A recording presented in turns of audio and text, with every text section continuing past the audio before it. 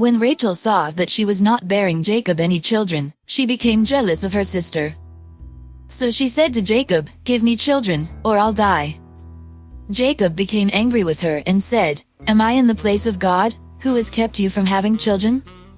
Then she said, "Here is Bilhah, my servant. Sleep with her so that she can bear children for me, and I too can build a family through her." So she gave him her servant Bilhah as a wife.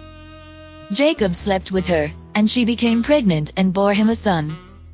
Then Rachel said, "God has vindicated me, he has listened to my plea and given me a son." Because of this she named him Dan. Rachel's servant Bilhah conceived again and bore Jacob a second son. Then Rachel said, "I have had a great struggle with my sister, and I have won."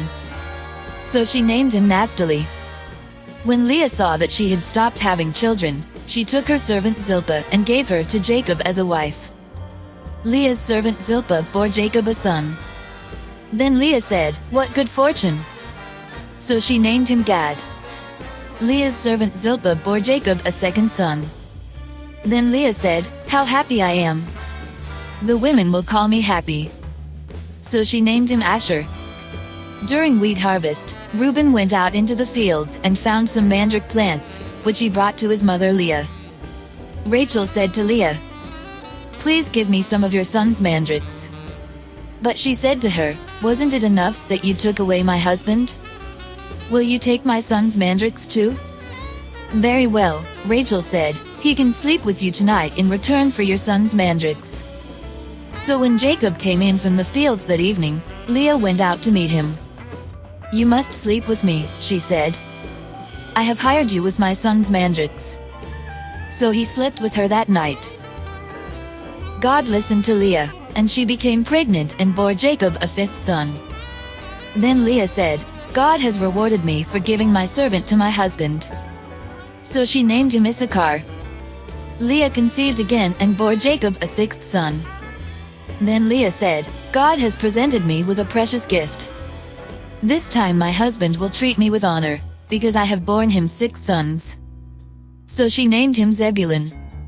Some time later she gave birth to a daughter and named her Dinah. Then God remembered Rachel. He listened to her and enabled her to conceive. She became pregnant and gave birth to a son and said, "God has taken away my disgrace." She named him Joseph, and said, "May the Lord add to me another son." After Rachel gave birth to Joseph, Jacob said to Laban, "Send me on my way so I can go back to my own homeland. Give me my wives and children, for whom I have served you, and I will be on my way. You know how much work I've done for you." But Laban said to him, "If I have found favor in your eyes, please stay. I have learned by divination that the Lord has blessed me because of you." He added, "Name your wages, and I will pay them." Jacob said to him, "You know how I have worked for you, and how your livestock has fared under my care. The little you had before I came has increased greatly, and the Lord has blessed you wherever I have been. But now, when may I do something for my own household?" "What shall I give you?" he asked. "Don't give me anything," Jacob replied. "But if you will do this one thing for me, I will go on tending your flocks and watching over them. Let me go through all your flocks today and remove from them every speckled or spotted sheep, every dark-colored lamb and every spotted or speckled goat. They will be my wages.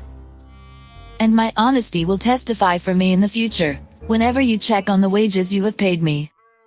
Any goat in my possession that is not speckled or spotted, or any lamb that is not dark-colored, will be considered stolen." "Agreed," said Laban. "Let it be as you have said." That same day he removed all the male goats that were streaked or spotted, and all the speckled or spotted female goats, all that had white on them, and all the dark-colored lambs, and he placed them in the care of his sons. Then he put a 3-day journey between himself and Jacob, while Jacob continued to tend the rest of Laban's flocks. Jacob, however, took fresh-cut branches from poplar, almond and plane trees and made white stripes on them by peeling the bark and exposing the white inner wood of the branches. Then he placed the peeled branches in all the watering troughs, so that they would be directly in front of the flocks when they came to drink. When the flocks were in heat and came to drink, they made it in front of the branches. and they bore young that were streaked or speckled or spotted. Jacob set apart the young of the flock by themselves, but made the rest face the streaked and dark-colored animals that belonged to Laban. Thus he made separate flocks for himself and did not put them with Laban's animals. Whenever the stronger females were in heat, Jacob would place the branches in the troughs in front of the animals so they would mate near the branches, but if the animals were weak, he would not place them there. So the weak animals went to Laban and the strong ones to Jacob. In this way the man grew exceedingly prosperous and came to own large flocks, and female and male servants, and camels and donkeys.